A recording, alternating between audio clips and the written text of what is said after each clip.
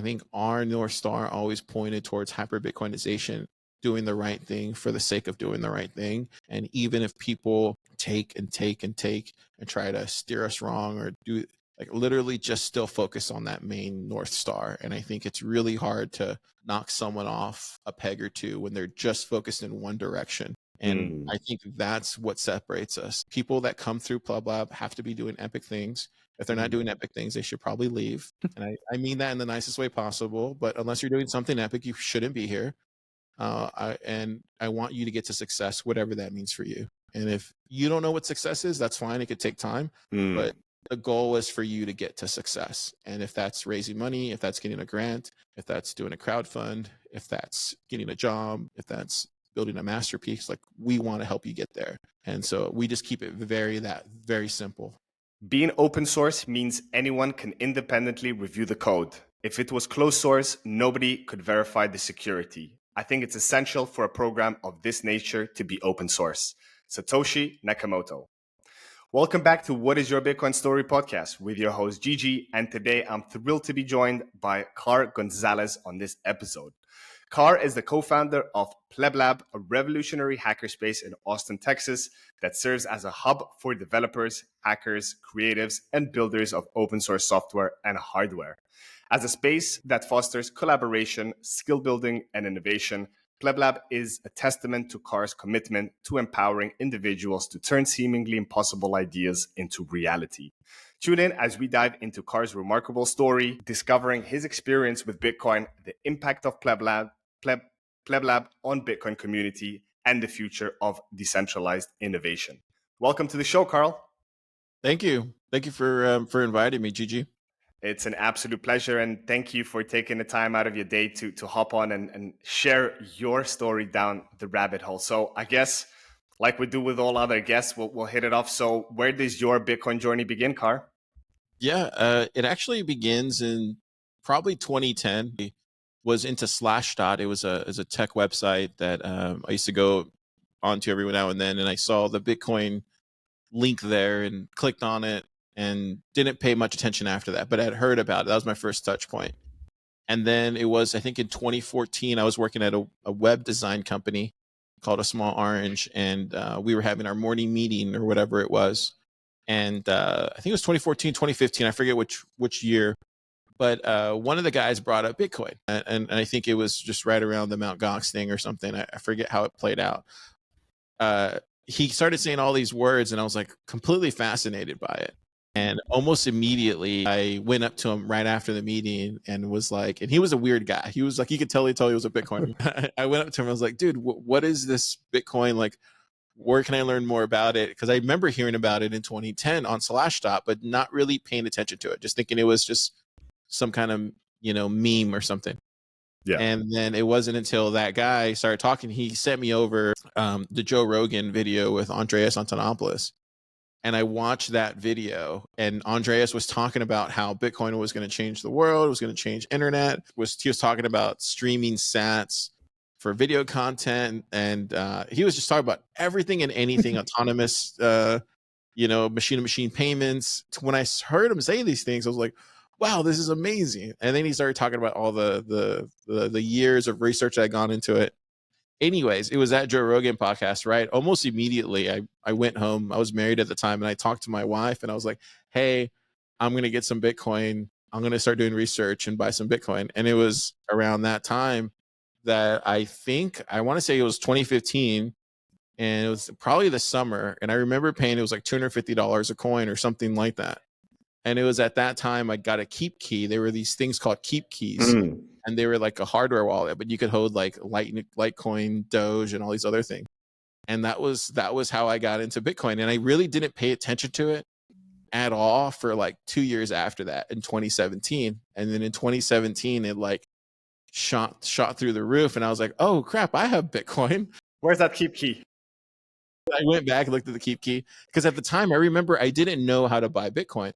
Like, I didn't know there was a Coinbase. I didn't know anything. I remember looking on eBay or like some of these other places to find how to buy Bitcoin because I didn't know like there was things called exchanges. And it was so where did you end up buying it? On which exchange? It was on LocalBitcoin.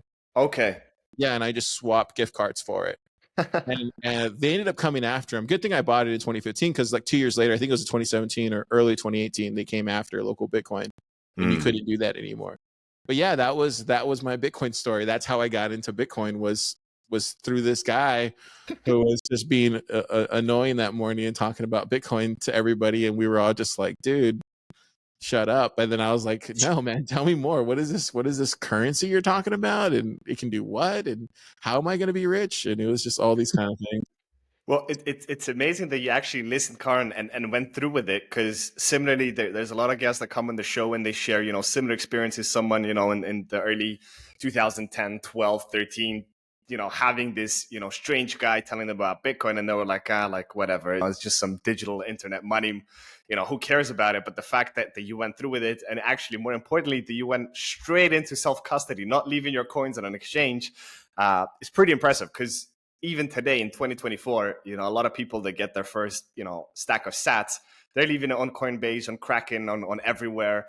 Even though we've had so many exchanges fail, and the biggest one in the most recent years with FTX going down, it's crazy that people still leave their coins in exchanges, and they treat it as, as a bank. I don't want to keep, self-custody of it, which is kind of the first thing you should do with Bitcoin. Buy your Bitcoin, and if you're buying on exchange, straight away should go into self-custody. So it's nice that you kind of jump those hoops right from the get-go.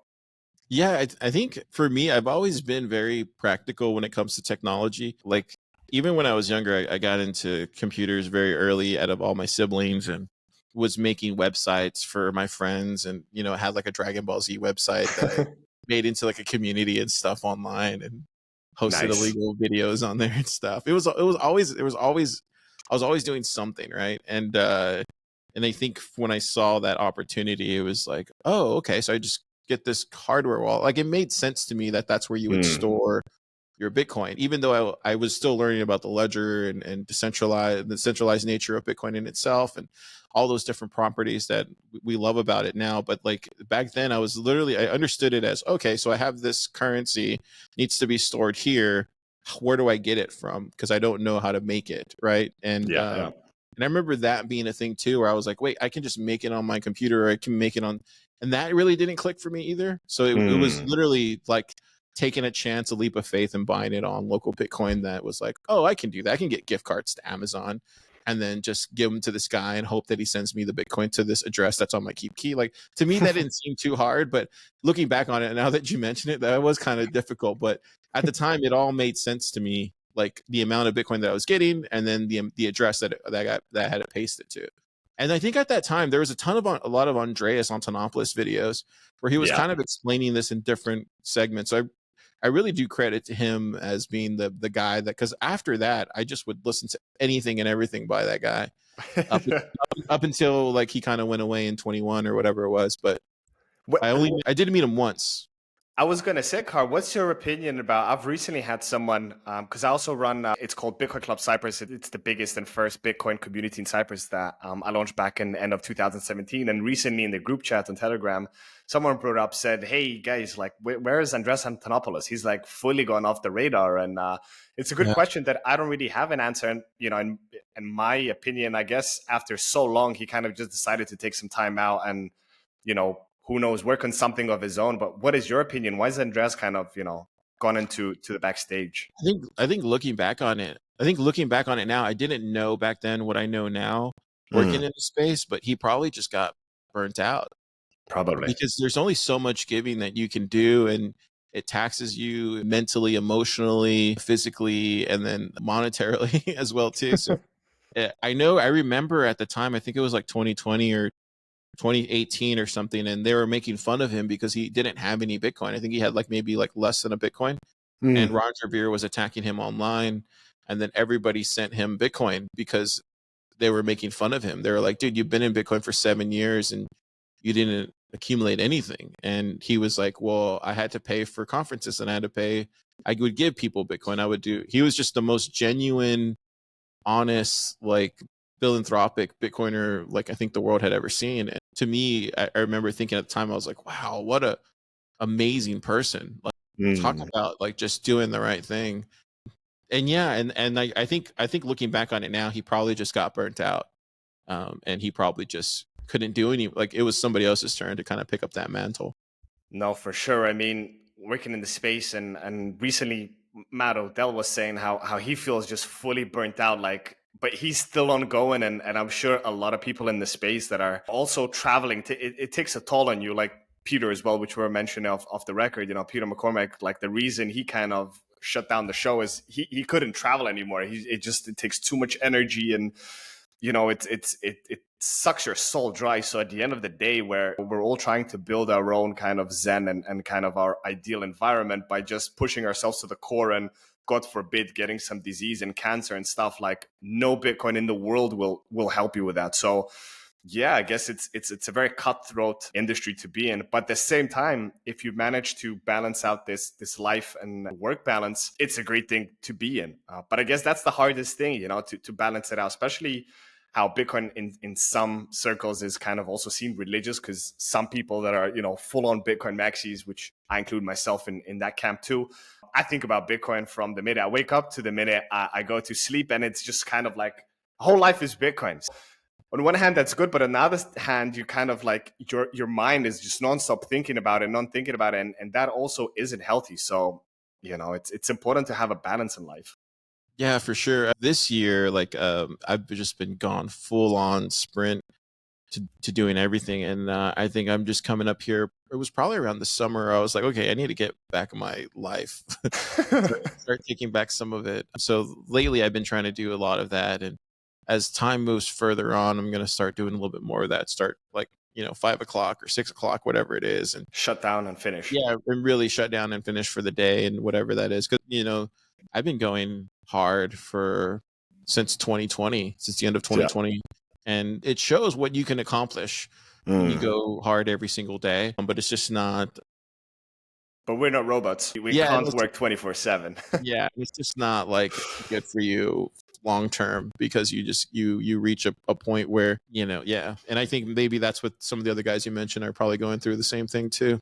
True. So I want to bring back another exchange that you mentioned. So essentially localbitcoins.com, which unfortunately to the listeners right now that are new to Bitcoin and are questioning what is localbitcoins.com, unfortunately it's not here anymore. Seems like local Bitcoins got burnt out too and perished away. But kind of local Bitcoins was an amazing space back in the day where you could just meet fellow people, may that be like in Carl's example with gift cards, but just like meeting someone at a cafe and getting your first bag of sats. And Yeah. I guess people back in the day didn't even realize how non-KYC Bitcoin is so vitally important, where today with all these regulatory exchanges, and especially in Europe, where I was based until quite recently, now you need to provide everything, your full proof of ID and residency and tax number, and literally nearly all the way down to your underwear size, which is insane for the fact that this tech was built on peer-to-peer technology, which should be to a certain extent anonymous, but I mean it's permissionless. But then it kind of contradicts itself, where you need to give all of these permissions to get some sats.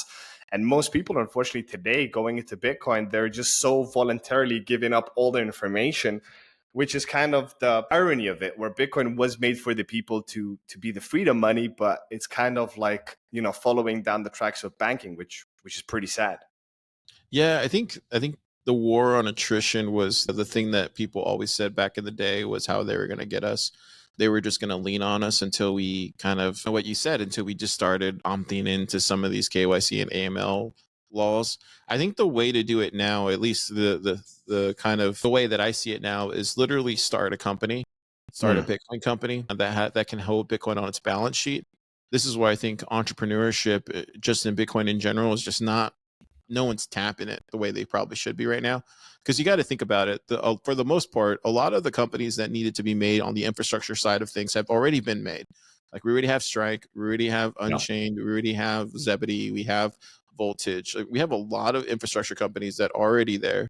So when you look at that, they're probably, those and mining companies will be the closest to the spigot, the money spigot that is the Bitcoin mining that comes from sats where they come from.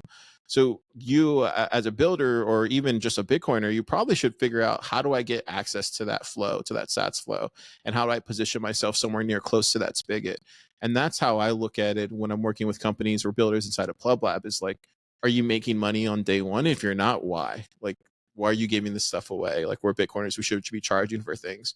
We've reached the velocity of no longer giving this stuff away for free. Like, we don't need to convince anybody anymore. We won, right? So to me, the only way that I see to get non KYC, non AML Bitcoin is through selling things, Provide a through service or product.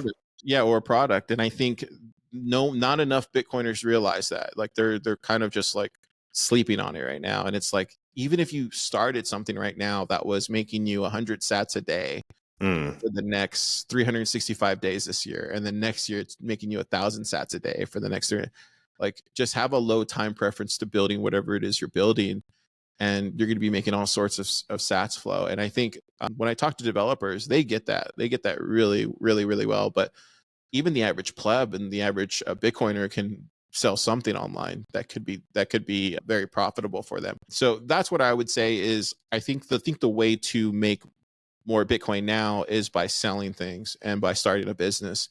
And that's how I see it all playing out now. Is like, I think if you want to go buy Bitcoin and low time preference kind of thing, and into your 401k, all that stuff, that makes sense. Do it. But I think if you're really trying to, swing the pendulum for at least your stack, you should probably start a Bitcoin company. Do something on the side.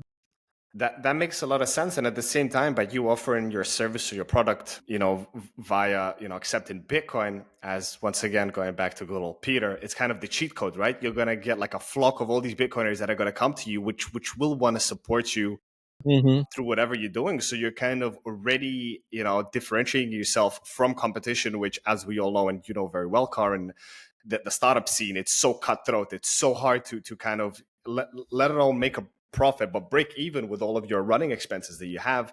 So by offering, simply just integrating a Bitcoin payment channel, and today it's super easy thanks to the amazing guys at BTC Pay Server. You can set it up in a matter of an hour or two, and accept both on-chain or Lightning, or whatever that your customers prefer to pay in. And you essentially, there's no cost to you. There's no membership fee, there's no banking maintenance fee. Why not offer both? You don't have to go to the full extreme of just being BTC only, which would be ideal, but most people still like having a choice. And if you're accepting sats for your service, then definitely the best advice would be, don't convert them back to fiat, keep them in sats, just keep on stacking them. And as you said, Karr, I fully agree with you. This is a long-term game. Have a low time preference, and in 4, 5, 10 years, those just a few sats that you're getting will be significant purchasing power compared to if you converted it back to your dollars, Japanese yen, or whatever it is.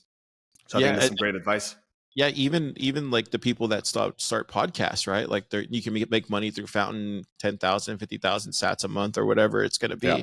And even that's just sitting on maybe you get that to a cold card or whatever. But to me, I think there's opportunities to make money in Bitcoin, and I think the plebs need to start thinking through that and figure out what they can sell, what service they can provide, so they can make sats.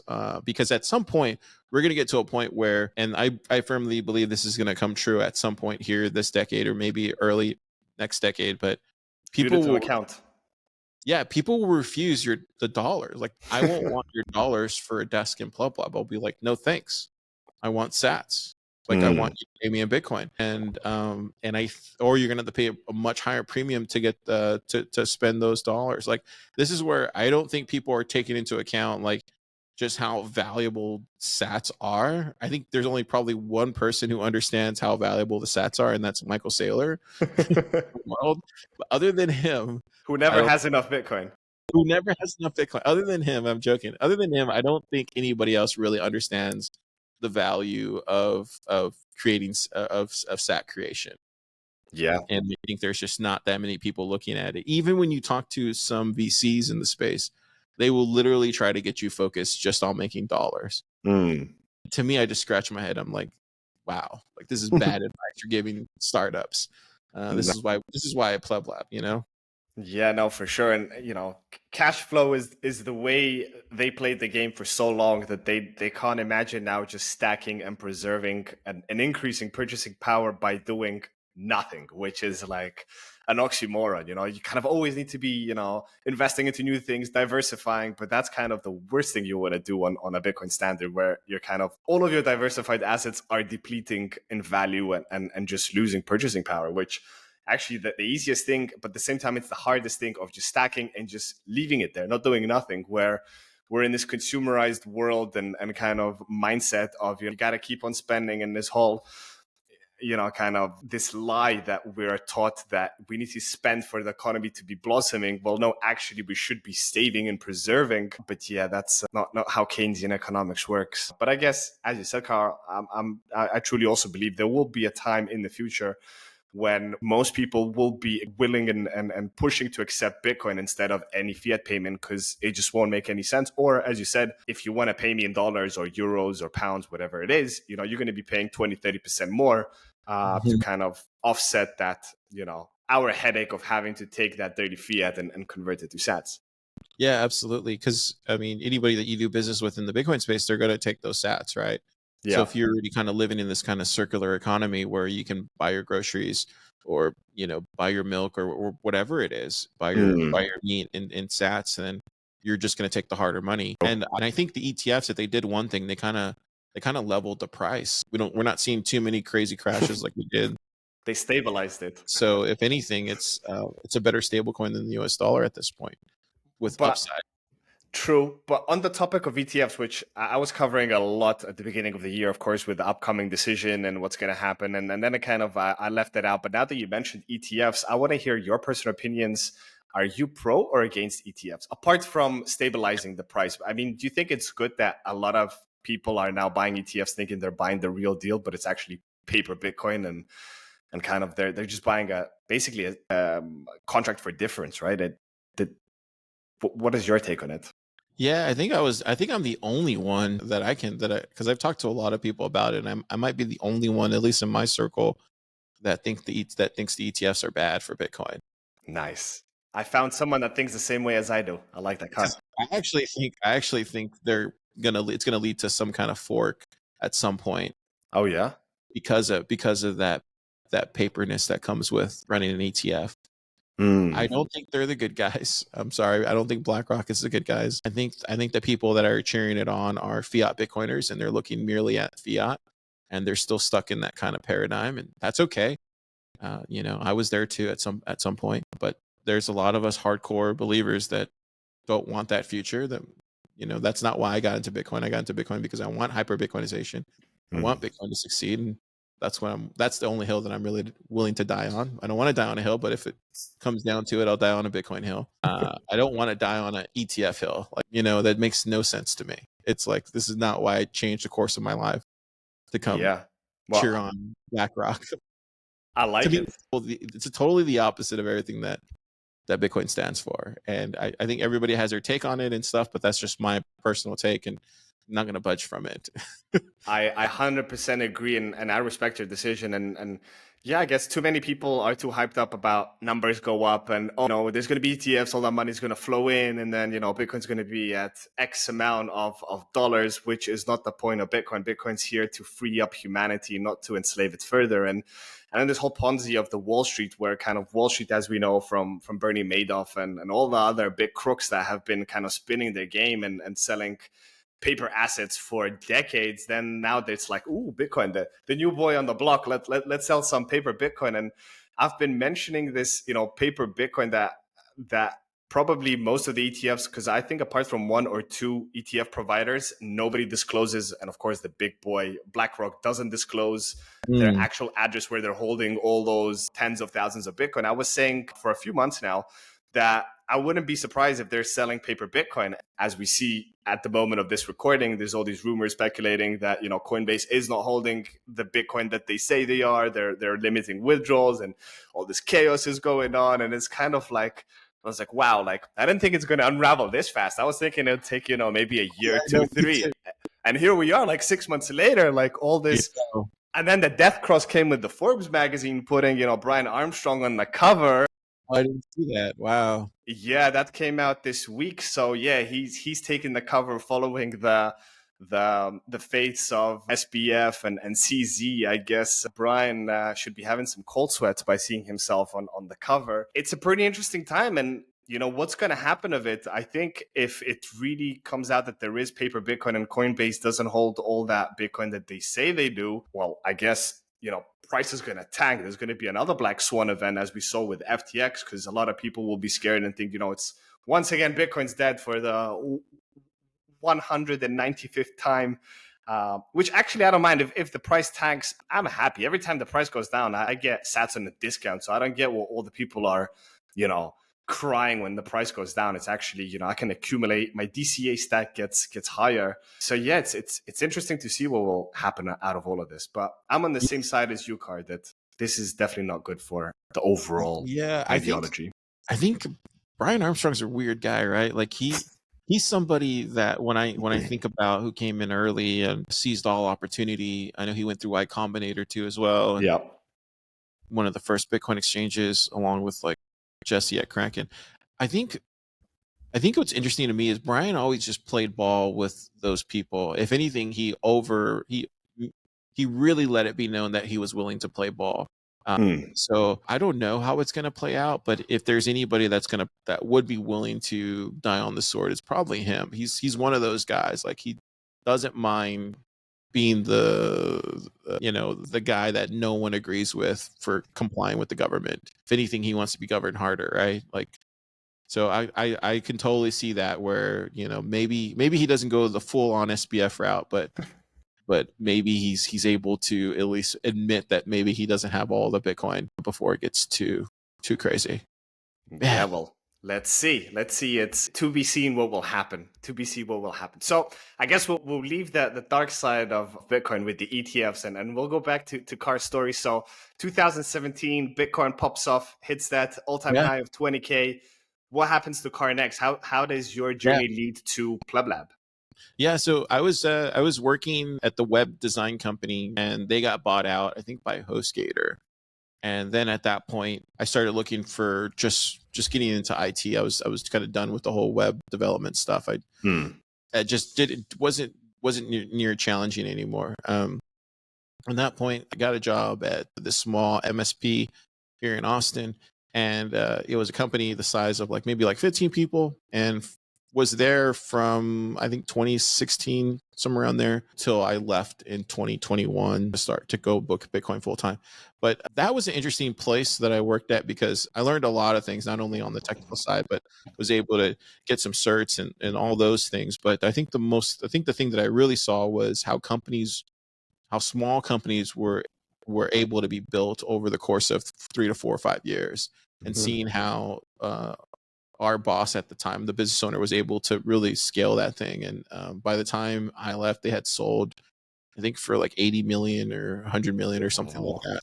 So it was really cool to see that. And I think being a part of that was interesting. I think on my spare time, what I was doing was I was getting involved with Bitcoin and crypto, but I didn't know the difference.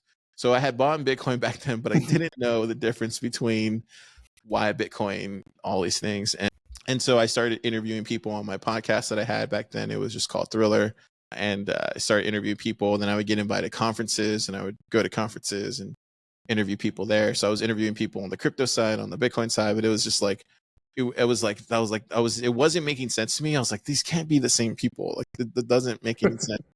And then in 2020, around that time, 2018, I met Gary Leland, who runs a BitBlock Boom conference. And he was telling me, he's like, all that is shit coins. This is Bitcoin, and this is the difference. Come to my conference, and I'm going to show you the difference. So I would go to his conference, and he would show me the difference between Bitcoin and crypto. And I was like, I get it. And so it was around 2020, I made the full change into Bitcoin. Full transition. The full transition. I hardly understood what the major differences here were, and how the crypto side wasn't what it was led to believe. Because I do think there's a group of people in the crypto space that do they don't lie to you, but they just don't tell you the whole truths when it comes to what's really going on behind the scenes, and they make it seem like they're a part of the ethos, but they're not. They're just LARPing. And so I kind of got susceptible to that. Anyways, long story short, got into Bitcoin, started Austin Bitcoin Club or bought the domain in March of 21, and then started Austin Bitcoin Club in like June. And at that time, I met my friends who are my friends now, Kyle and Keon, who helped me start PlebLab. But at that time, we were just doing a Bitcoin club once a month, and we would invite all the Bitcoiners, and it was getting really popular, and it was blowing up. This is right at the height of 21 when everything was great. And it was around that time when COVID was going on too. So everybody was moving to Texas. Yeah. Plus all these Bitcoiners moving to Austin. So our meetup got really popular. And the vice president at the place that we were doing our meetup at, he asked us if we wanted like an office so we could be put in, because a lot of we were just bringing our friends to this place called Capital Factory, and we were just telling people to show up. And It was like we a were cafe there. restaurant, or it was No, like a it co-working space? was a co-working space, and Okay. we were there pretty much all day. And because you got a free membership to Capital Factory for doing a meetup, but ours was the most successful meetup they've ever seen, because this is right around COVID, and so they didn't. Yeah, they was dead, and they didn't know why people were showing up where they were for Bitcoin, and so we kind of got whatever we wanted. And at that time, we were also looking. Me and Keon were talking about doing like a hacker house, like so we can just kind of do our own thing and not have to be in a co-working space. And it was around that time the vice president saw us, and he was like, well, if you want your own space, just ask for it. We'll give you your own space. We have a ton of offices that aren't being used. And we're like, cool, we'll take it. So we invited our friends at the time who were a bunch of developers and people that were doing startups, and a lot of big names now, but back then they were nobodies. So a lot of the people that you probably know about now, like Super Testnet, like the guys from Mutiny, Keon from Stacker News, John from Zapright, Michael from Oshi, who else was in there? Tristan from BitEscrow, Topher, who was just Topher back then. And and myself, I was working at TFTC at the time, and we were all just kind of in this small little office helping each other with our own projects. And it was at that time we realized, like, oh wow, there's something going on here. There's some magic in this room. And so Oshi was raising for their. We helped Michael do the Bitcoin block party, which ended up being like the biggest event the Bitcoin scene had ever seen since then. And it was in 21, and we just invited everybody to Rainy Street, and we just threw a big old block party, and it was amazing. Wow. Like everybody was taking Bitcoin, and there was a party on the other side, and it was, to this day, I still think that was like the peak of like PlebLab and what we were able to accomplish when you really put together, a group of people. So after that, he shortly raised money after that. And then people were coming to me, Kyle and Keon, asking us if we were going to raise money. And we were just kind of like, for what? Like we don't have a shitcoin. We don't need to raise money here. Yeah, we don't have anything to raise money for. But at the time, they wanted us to do this accelerator thing, which they thought we're an accelerator, this kind of hybrid of accelerator. And I don't think there was ever an accelerator in Bitcoin at that time. And so for Kyle, he was always willing to jump on the next mountain. We were just like, yeah, sure, we're going to do the accelerator. Let's go do it. And that's how PlebLab got formed. And we were able to raise a little small amount of money. We optimized for the co-working aspect of stuff instead of optimizing for the accelerator. So we screwed up right from the beginning. And it was complete screw up. We should have optimized for the accelerator, but we optimized for co-working and deployed a lot of capital in that direction. And had to learn the hard way of like what it's like building in the bear market. Yeah. And then, since then we learned a lot of hard things, and now we finally are here in this Brazos location. Kyle stepped away in 23 to take care of his family and stuff like that. He had kid and everything like that. And you can't really do that if you're doing a startup. Yeah. So he's been focused on that for the past 2 years, focused on his family and stuff. And then I'm over here doing PlebLab, and it's getting easier in some ways, but it's also getting harder in other ways. But definitely progress. Like if anything, it's been nothing but up and to the right. Consistent growth. And I would say there's really no one else in the world that I can talk to about this, to be honest. There's no one else doing a similar thing. There's other people doing accelerators, but no one from like a community pleb level that I would say. So it's very unique. That's what I realized with my job. So a lot of what I do is just like talking to people in the lab, getting like a good understanding of what others want first, and then spending a lot of time discerning the differences in the direction that we should be headed, and making sure that makes sense for everybody involved and not just myself. And I think that's what I've come to understand the past 2 years since kind of running PlebLab is it's bigger than myself. It's not just me that I'm constantly thinking about. It's actually others before myself. And I think that's what kind of probably sets us apart from other places. No, Is having that kind of discernment to know that.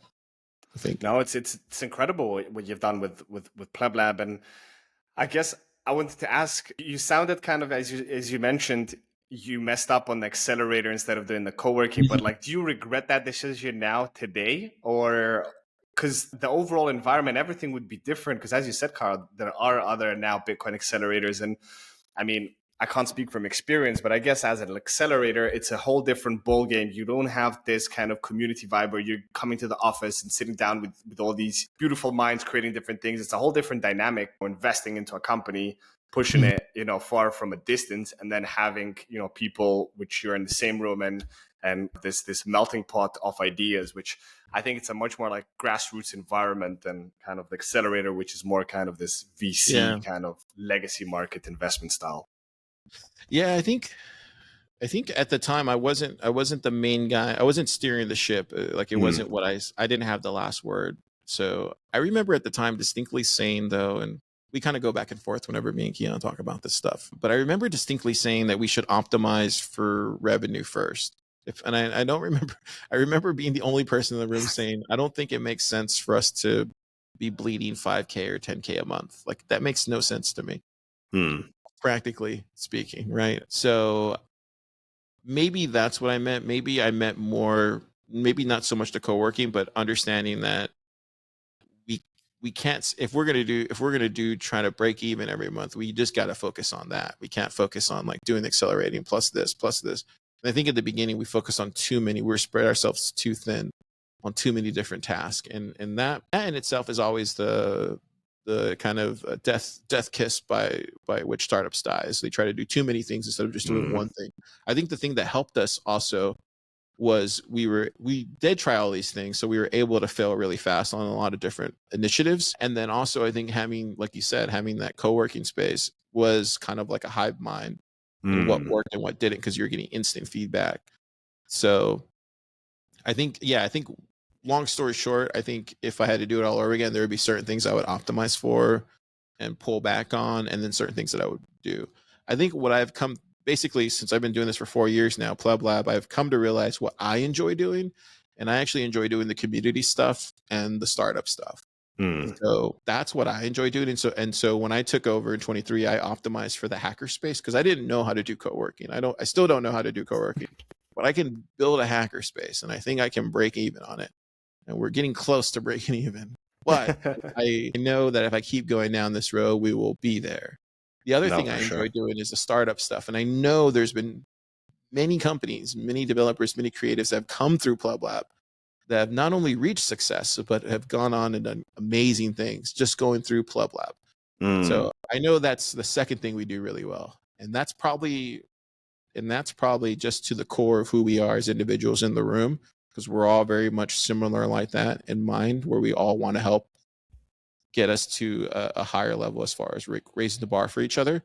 Yeah. So I do think that's the other thing that we do naturally well, where we don't even take into account that we're doing it, is the accelerating part. And I think when people see us from afar, they're like, well, how can a company like Yopaki come through PlebLab, go off and raise all this money, and then go do a Bitcoin exchange in Mexico? Like, how are they able to do that? And I think it's because of the different people in the room that we all move forward in helping this one company to get to success, right? And we do that for each other.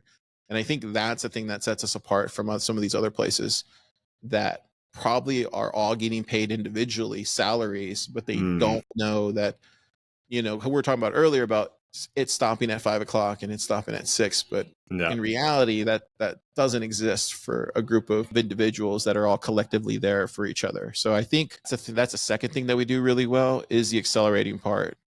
And I think two more points to add to it. I think important factors are the experience and the network, right? Like, by being involved with so many people, you've seen so many things, and other people in the lab have seen so many things beforehand, that someone new coming in and thinking should like go, left or right, can get a lot of advice before trying to go the route, which way is the most kind of the most efficient one. And the second one is this network part, as you said, with may that be, getting connected to the right people to get the funding, or to launch your exchange, to launch your product, whatever it is.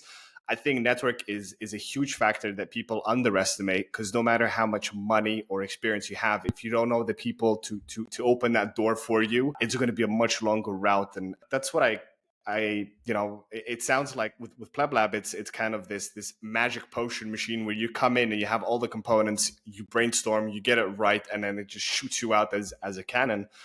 And as you said, I mean, I haven't encountered anyone either that's kind of doing a similar thing, especially kind of on the lower level.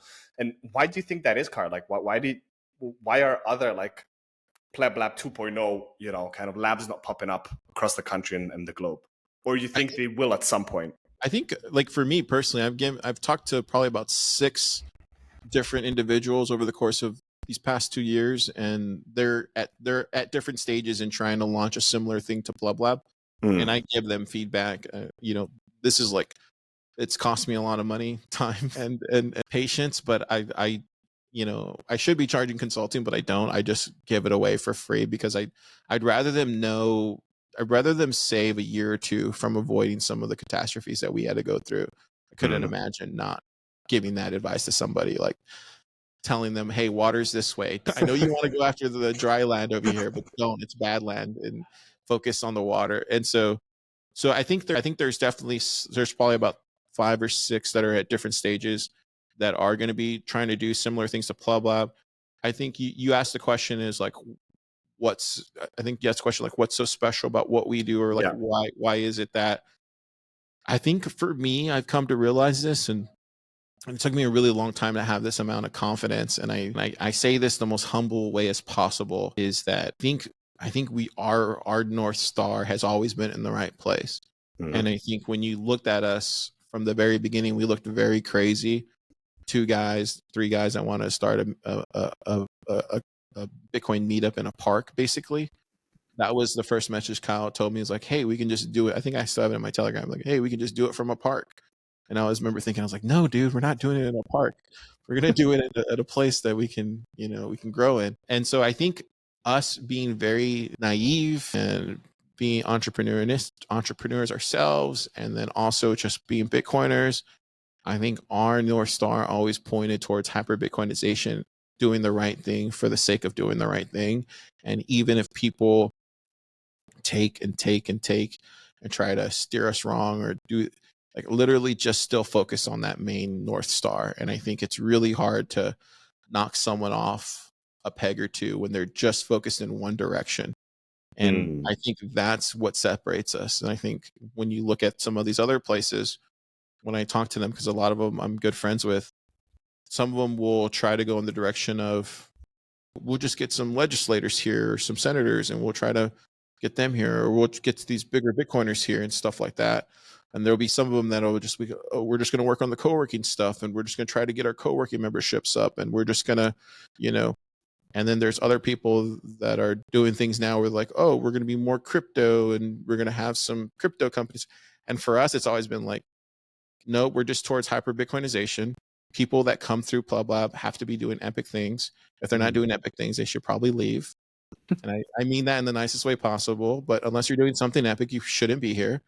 And I want you to get to success, whatever that means for you. And if you don't know what success is, that's fine. It could take time. But the goal is for you to get to success. And if that's raising money, if that's getting a grant, if that's doing a crowd fund, if that's getting a job, if that's building a masterpiece, like, we want to help you get there.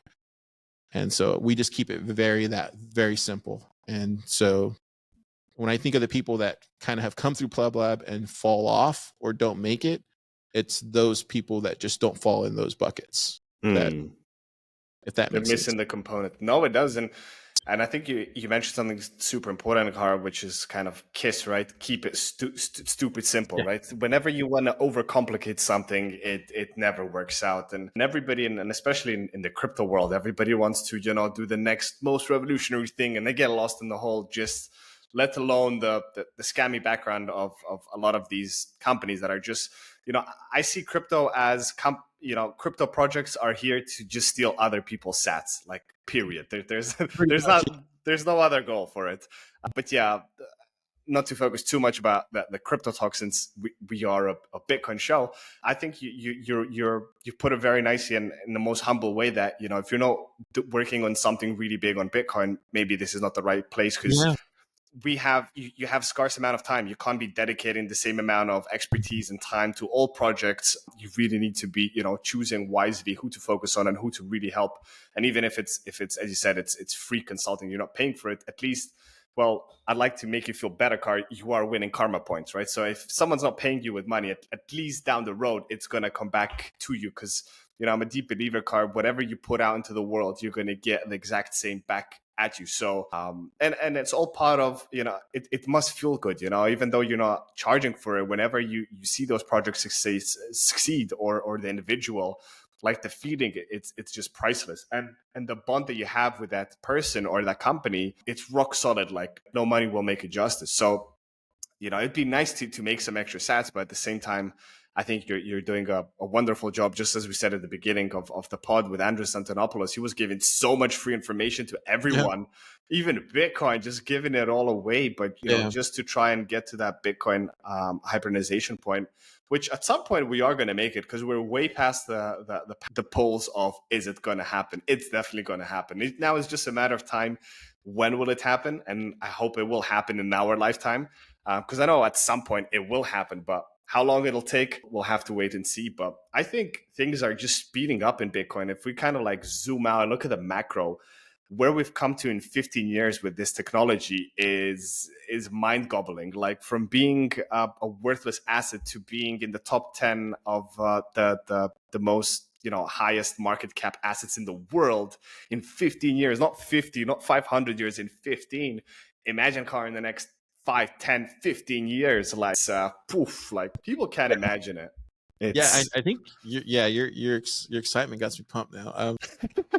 Yeah, so pumped. No, I think you're 100% right. It's one of the things that I constantly say is like, it's once in a millennia technology. Like once in a millennia, like like it was like the Gutenberg press, right? And then it's like electricity, and yeah. it's like Bitcoin, right? Or like Svetsky likes to say, it's fire, Bitcoin, teleportation, right? Like literally once in a millennia technology. We were so lucky to be born during this time. And I don't think people realize just how important this is for humanity and to steer us in the right direction. I do want to say one last thing to kind of tie up that bow that we had earlier about the companies coming through. Like there's a new company coming through right now called Jippy, and they came in as an education company, right? And we've been around long enough to know education companies in Bitcoin do not work. They don't make any money. No one cares for them. They're just kind of, they don't work. So we were able to get him pivoted to more of a gamified kind of new thing that he's doing. And he's trying to build the first Pokemon Go on Bitcoin, which is really, really cool. Like really, really epic, because you're going to have territories and they're going to be all over cities and stuff. So Nice. when there's companies coming in, I think we just take a really thoughtful approach and a very intentional, each one of us, about helping that individual and making sure that they get to where they want to be with what they're building.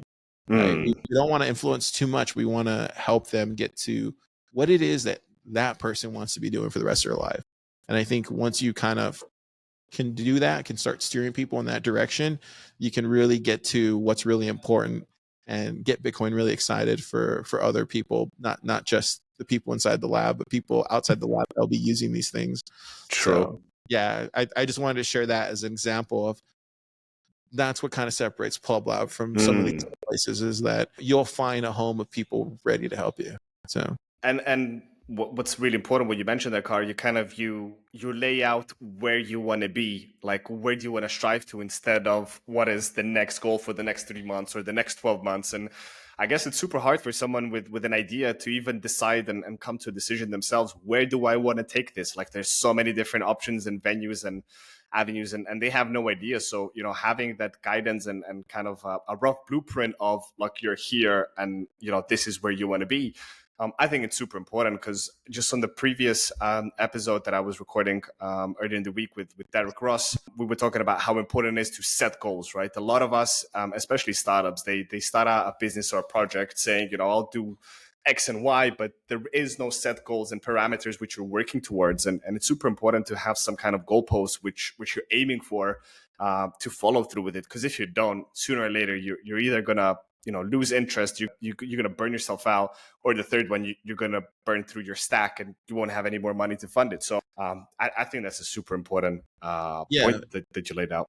It's like what you said earlier about keep it simple. Yeah, it's like keep it very simple. Yeah. Like pick a point and then just go straight towards it and don't stop. It's okay if you're wrong.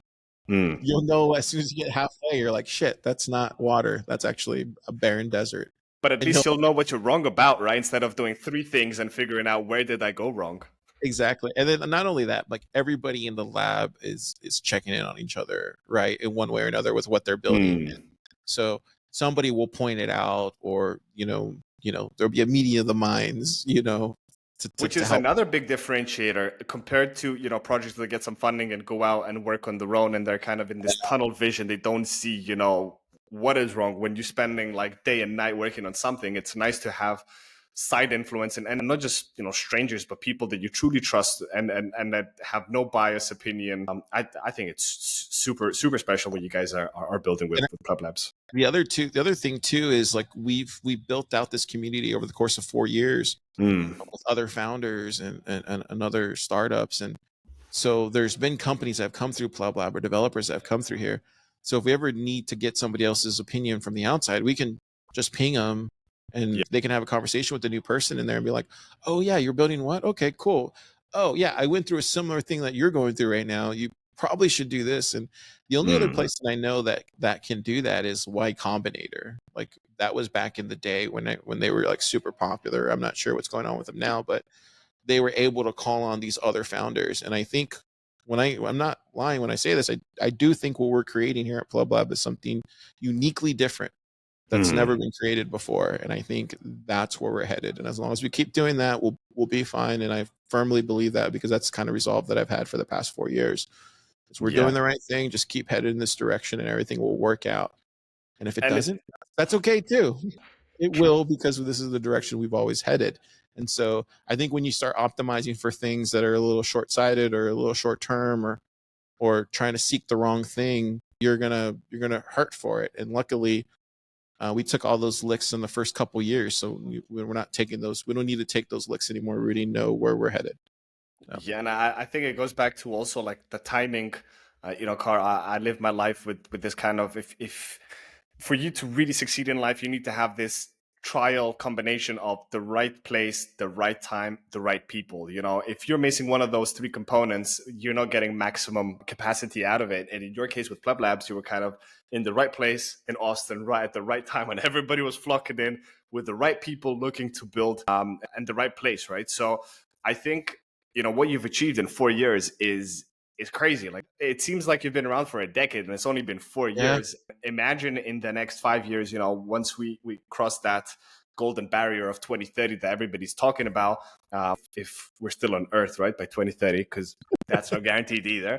But if we are on Earth, I mean, PlebLab is really going to be doing huge things, and future Bitcoin, companies that are going to spring up. I think it's kind of going to be a no-brainer where to turn if they really want, the full acceleration of getting the right people on, getting the right guidance, and getting the right tools to build. I think you're really building something special. So I'd like to congratulate with all the success that you've already had. And even though you're nearly at the break point, even I think in the next few years, you're going to be absolutely smashing it, and you're on the right path to really do big things and really help drive this Bitcoin hyperization, which is needed and wouldn't be possible if we would have initiatives as PlebLab, because doing things on your own is so hard, and being isolated and in your own room, and kind of there's so many points to kind of pinpoint and connect, that you can actually physically go to a space and brainstorm. And as humans, we are essentially communication creatures, and we want to be a part of a community. Like it's so much easier and so much more fun and engaging by being present with other people than doing something from one side of the world. And this was my question is, and I don't know if this is how you operate now, but I guess you only work with companies that are physically there, that can come into the office, or you also have projects, or down the line you're looking to help out projects which are, let's say, on other continents and other side of the world? Yeah. So we did something last year called Top Builder, where it was this initiative of, I put it plainly like this because it's easier to understand for Bitcoiners, but it was like the Top Chef for Bitcoin, which was like, how do we find the top builder, right? It was, I said it like that because it was kind of funny, and a lot of people understood right away what it was. Yeah. But sneakily, like behind the scenes, it was actually kind of like a cohort. And we had weekly meetings, weekly workshops, weekly mentor schedules and stuff like that. We would talk about what we're building. 120 something people. We got it down to 71, then we got it down to 31, and then every couple of weeks we would cut it in half. So by the time we got to startup day in March, those top 6 teams were presenting in front of VCs and people that had money.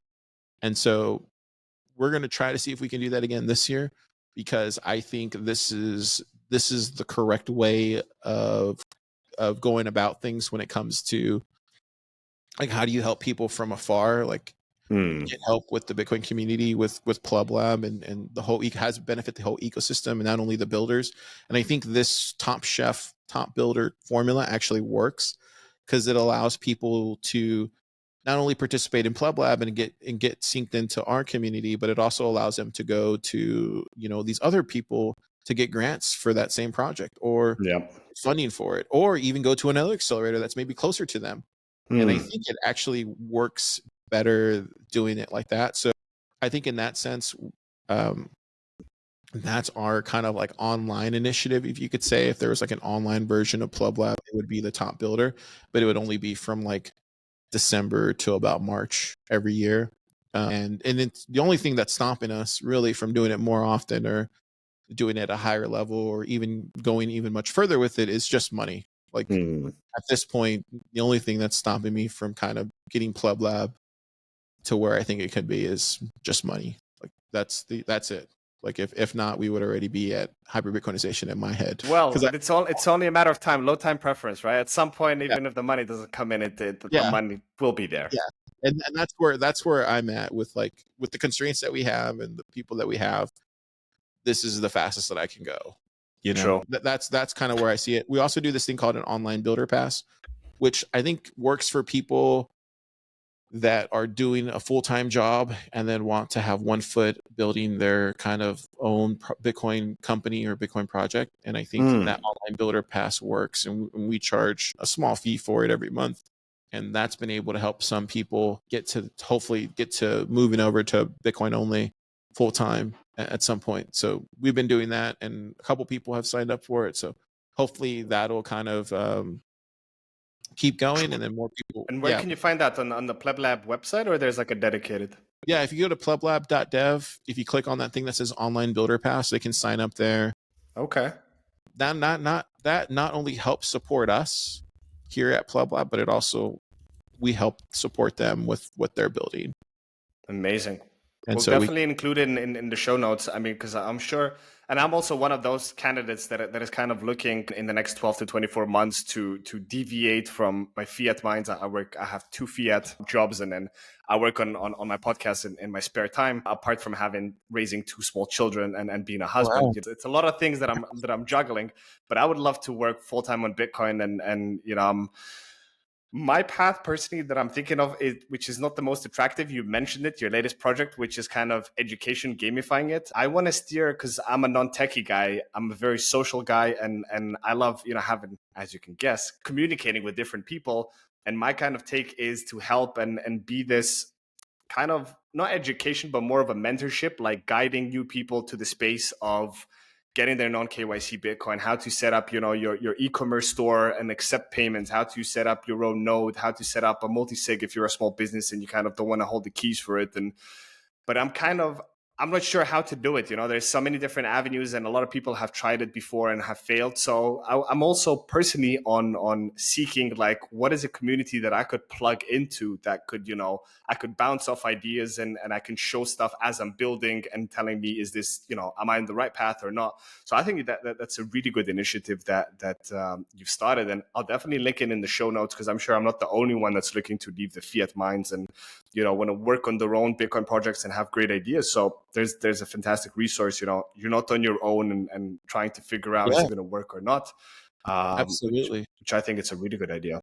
I think it's interesting that you said that because there was somebody that came in maybe about 2 years ago who had a similar idea around what you just said. But they were going to create this sort of app. Hopefully he's not doing it or else he would have told me by now. He probably just had this idea. He was showing a lot of us, but it was basically going to be like a rabbit hole. Okay. And it was basically going to show where you're going to start. Then you were going to go here. Then you were going to go there. And as opposed to kind of doing an education route, you're kind of getting people down the rabbit hole. And then every tier is potentially how you would sell a service or a code to refer them or something. But that was the idea that he had. I'm not sure. I don't think he ever made it, but when you were saying that, that's what it kind of reminded me of something like that. What your head? Well, yeah. I was also like, you see at the same point, like, I like that idea, but then we're all different and we all have different needs. So it's like, it's really hard to do like one, may it be a course or like a gamified like tunnel thing where, you kind of lead everyone through. It's more of like, what is your position? What are your problems? Like, what do you want to do? And it's more of, there's some amazing companies out there. And I've had recently Tony from the Bitcoin Way and even, BTC Sessions has launched their Bitcoin mentors. But like, I want to do it more kind of as a friend out there that helps you down that path. Now, how to do it, there's a lot of different ideas. And then the other aspect is, which I guess you've also been finding it hard to optimize, how do you charge for it, right? I would love to give all the information, but then how do I, provide for my kids, but then I don't want to be overcharging. And how do you know what to charge? And then people might be turned away from it. So do you go down the kind of the donations route? Like you give them all this information and, people pay what they think you value. Like there's a lot of like questions to get it right. And as you mentioned, Karr, like this, education is not the most exciting thing. And a lot of people are like, I don't need it. There's so much like free stuff on YouTube. I'll go down it. Yeah.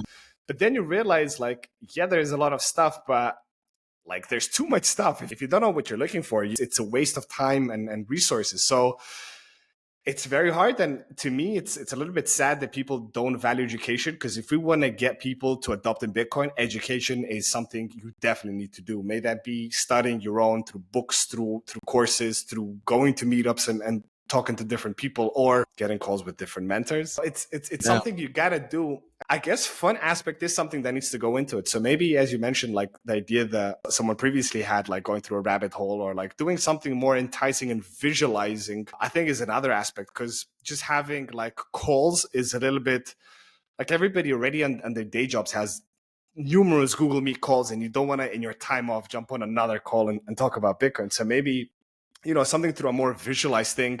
But then again, you need resources. You need to build all that stuff. It's an interesting take to it. Like the interesting thing is, like when you tell VCs that you're doing an education app, they just roll their eyes. They're like, never going to make money. Never going to make. Get out of here.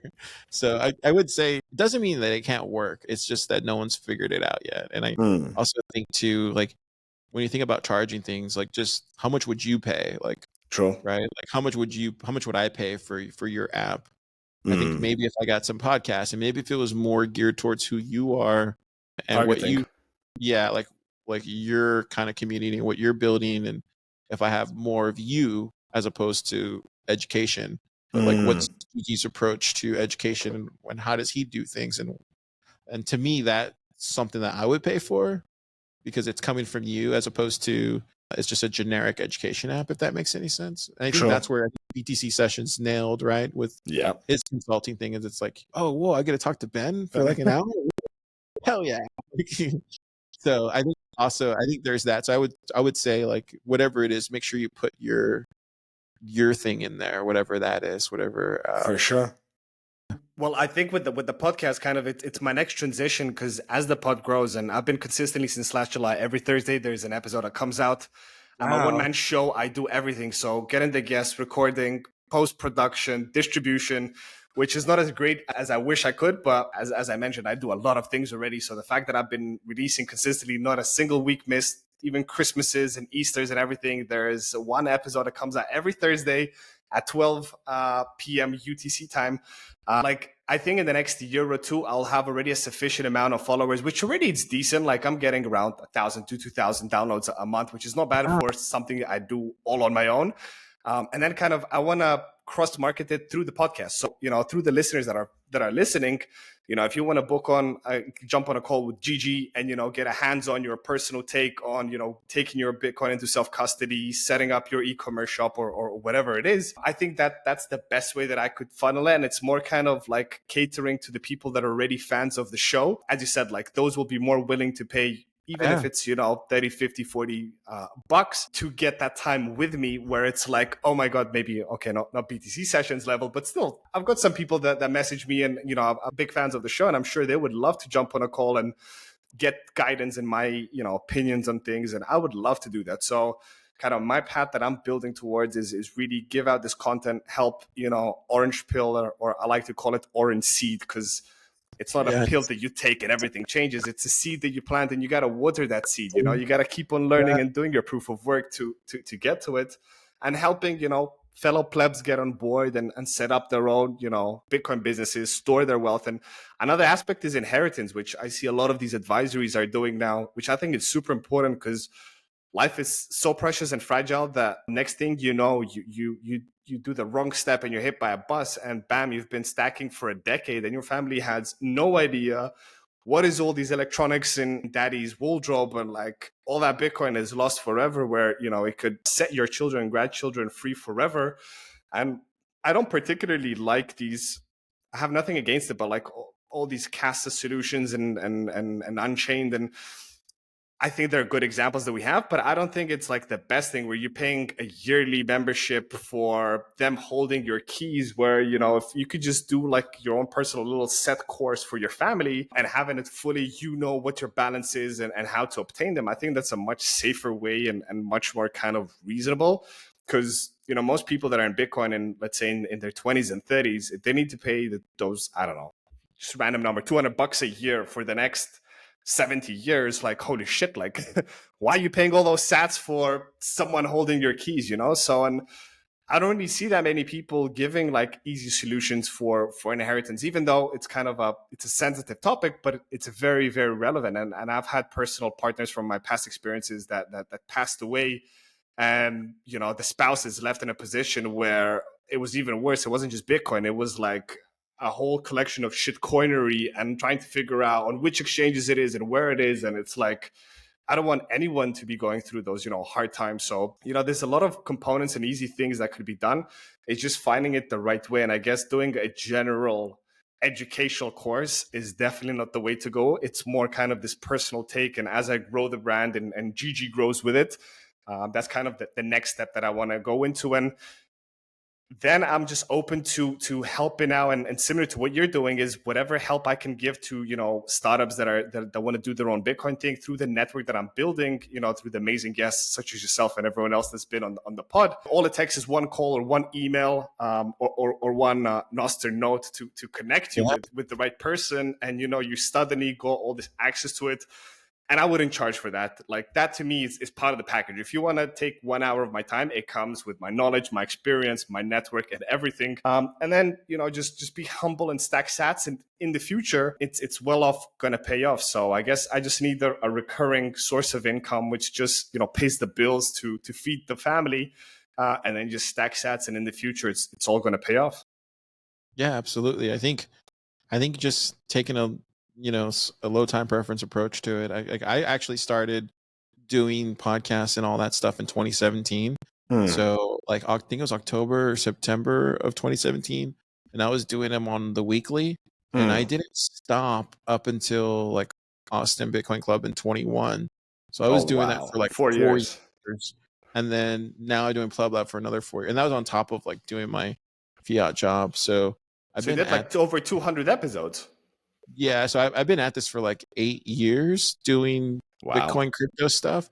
That's where I would say like, and I'm just barely getting to a point now where it's like I feel like I'm about to, get to the next level. If that makes any sense, but it's still all crash and burn, right? So that's where I would just say is like, sometimes it takes longer than you really think, and it's okay if it does, and just keep on pushing. Just keep pushing. As long as you don't you don't give up and you don't stop. Like just being consistent is more important than anything, even if it comes out crappy. Sure. Being consistent is like that's all that matters. Well, I mean, in my case, like, it's not like that I've already left my fiat jobs and I'm kind of banking on, getting some money from sponsorship. Like, to me, if anything, I've got like a nice big library of incredible stories to share with my girls once they turn 18, and they can listen to what daddy was doing while they were deep asleep at this time of the recording. And, I'm a true believer that, Bitcoin is going to change everything. And it's not a matter of if, it's a matter of when.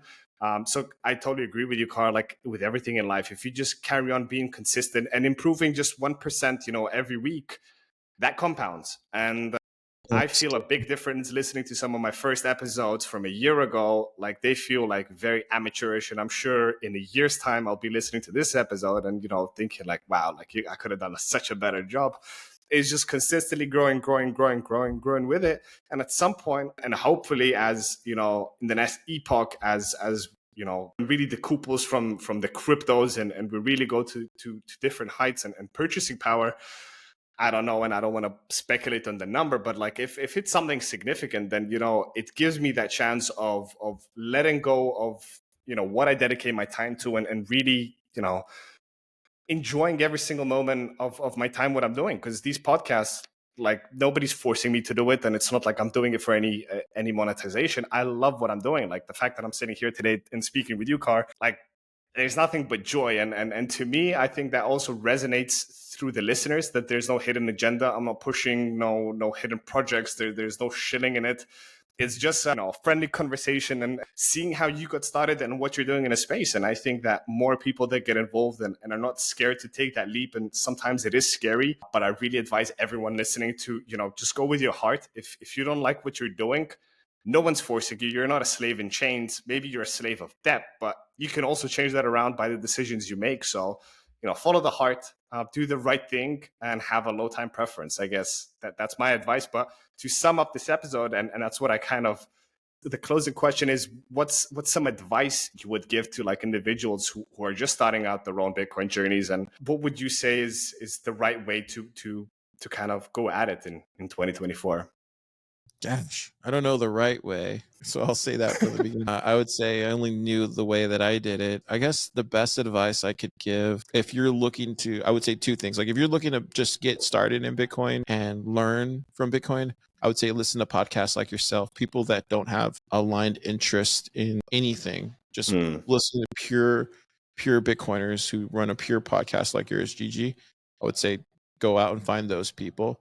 The second thing is, if you're like that same person trying to get into Bitcoin, find some Andreas Antonopoulos talks, and go through YouTube and just spend like a good day just going down that rabbit hole, because that is what convinced me, gave me the conviction to keep doing what I was doing. Even to this day, I go back and listen to some of these stuff, and I'm like, oh, that was so far. So those two, and then if you're looking to build on Bitcoin and you're unsure what that means or unsure how to go about doing it, come find me at PlebLab, come to Austin, move to Austin, or just, find me online, shoot me a message, and we can schedule a call and talk about it. If that's not possible, still find somebody that you look up to in the Bitcoin space and reach out to them, because I would say about 90% of us are really good individuals. Very few are like complete assholes, but for the most part, everybody's pretty cool. So that's what I would say is, like, if you're looking to build a Bitcoin company or looking to do something on the Bitcoin builder side, come to PlebLab, find me in Austin. we should talk. If that's not possible, then just find somebody that you look up to in the Bitcoin space and reach out to them. If they don't reach back out to you, don't take it personal. They're probably just really busy with life, whatever they have going on. And that would be my two things of advice. I like it. Well, no, and just to add to it, like from my experience, reaching out to people that would love to come on the podcast, everybody's like very willing to help and everybody's is accepting. And as you said, Karr, like if you don't get a response back, don't think that, that person is ignoring you, but either they're super busy or their inbox is full of, spam and other bots. And so just be consistent in that too. Keep following up, and at some point you will get a response, positive or negative. You will get a response. I would say after 2 or 3 responses, if you don't hear anything after 2 or 3, then maybe they just don't want to talk to you. True. But the first one, probably like just give it time and then shoot them up another message. And then by the third message, they should get back to you. It's just everybody's extremely busy and extremely understaffed in the Bitcoin space. For sure. Yeah. And as I say, that the only thing more scarce than sats is your time, right? And you better be cherishing and taking advantage of that time. I guess the final thing I would ask, and you kind of mentioned it, to reach out to you and PlebLab, what is the best place for our listeners and people that want to reach out and kind of get involved? Where's the best place for them to get in touch with you?